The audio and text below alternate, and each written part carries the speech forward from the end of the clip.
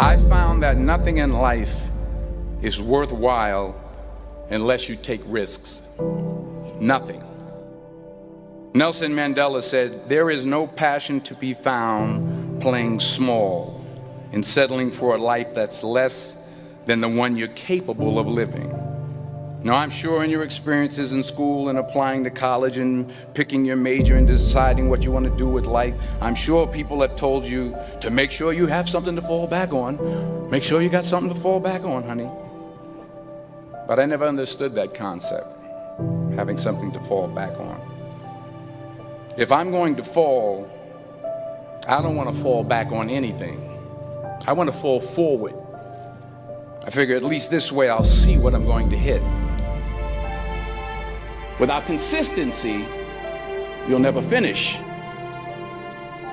So do what you feel passionate about. Take chances.